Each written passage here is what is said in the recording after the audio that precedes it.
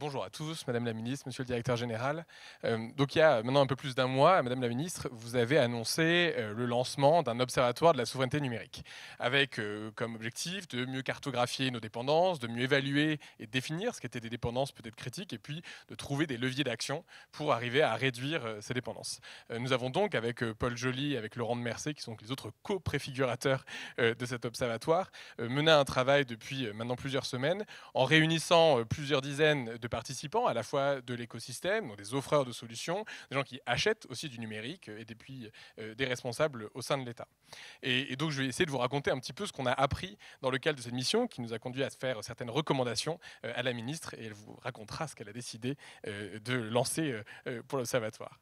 Moi, je tire en fait deux leçons de ce travail-là. La première, c'est que définir la souveraineté numérique, c'est quand même très très difficile. Et la deuxième chose, et je crois que ça a déjà été dit par Michel, c'est la centralité de la commande, publique comme privée. Alors la souveraineté, ce qui est intéressant, c'est qu'un des premiers trucs que nous ont dit pas mal d'acteurs, c'est en fait moi la souveraineté ça me va pas très bien comme terme, parce que je sais pas très bien, ça semble plutôt être quelque chose des États. Moi par contre, ce qui est important pour moi, c'est ma résilience, c'est mes risques.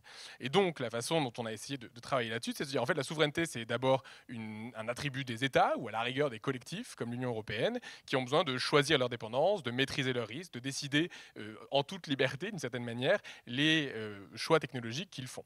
Mais cette souveraineté, elle n'est pas indépendante des organisations publiques et privées qui sont sur votre territoire. Et donc, elle est tout à fait liée à la résilience numérique ou à l'indépendance peut-être numérique ou technologique des entreprises et des organisations publiques, c'est-à-dire elles-mêmes leur capacité à faire ces choix. Et alors, quand on demande à ces entreprises ou à ces organisations qu'est-ce que ça veut dire pour elles la résilience numérique, en fait, ce dont elles nous parlent, c'est de risques. En disant, en fait, il y a plusieurs risques que je veux peut-être vouloir éviter. C'est un peu ce que tu disais, Michel. Alors, au niveau d'une organisation, il y a des risques qui sont importants pour vous. Vous ne voulez pas que votre valeur, elle parte complètement chez Broadcom peut-être. Vous ne voulez pas non plus vous retrouver au milieu d'un débat ou d'une lutte géopolitique dans laquelle vous êtes une grande multinationale qui se retrouve en fait une bille au milieu d'autres sujets qui vous dépassent un petit peu. Mais il y a des risques que les entreprises ou les organisations publiques ne vont pas prendre individuellement parce que ce n'est pas leur sujet à elles. C'est des risques plus systémiques. C'est des risques de décrochage technologique, c'est des risques de dépendance légale aussi plus importants. C'est peut-être même, on pourrait imaginer, des risques d'absence de contrôle. Peut-être que sur les réseaux sociaux, c'est un sujet aussi.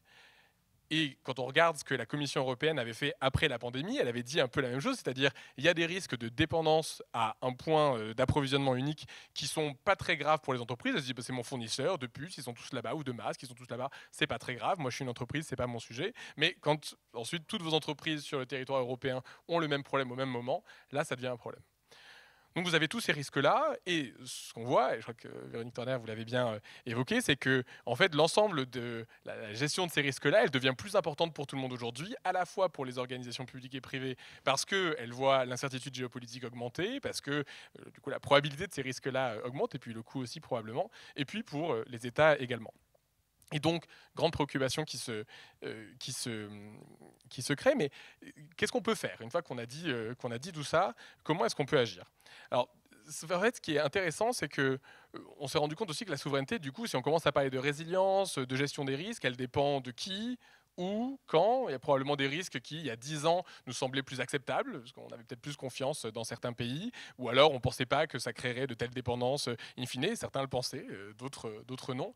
Et donc tout ça change beaucoup. Donc d'une certaine manière, ce qu'on a essayé de dire, c'est plutôt que d'essayer de définir la souveraineté numérique comme étant un endroit, une espèce de destination idéale qu'on va d'abord définir. On va prendre beaucoup de temps à la définir, cette destination, puis ensuite on va y aller tous ensemble.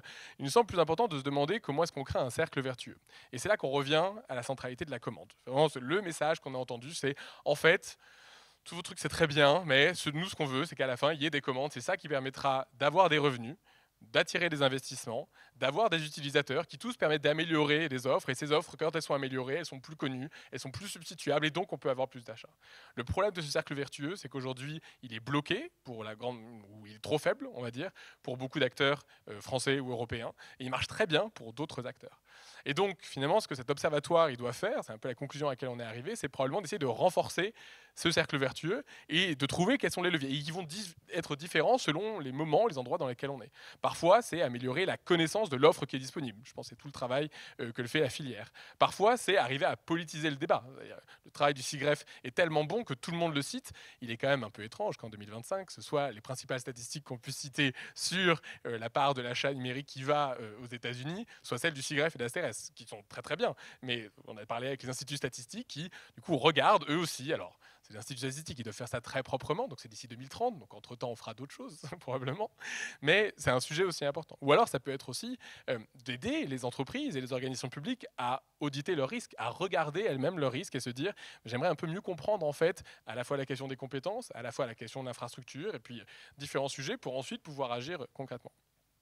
Et donc, l'ensemble de ces sujets nous a fait finalement dire que ce qu'on veut créer, c'est ce cercle vertueux, et que ce cercle vertueux, en fait, il dépend de l'écosystème. Donc, plutôt que d'avoir une espèce d'un observatoire en chambre qui va faire de la grande planification, la proposition et les recommandations qui ont été faites à la ministre de diverses manières a été plutôt d'essayer de construire un réseau avec un grand nombre d'acteurs qui puissent du coup aider à renforcer ce cercle vertueux.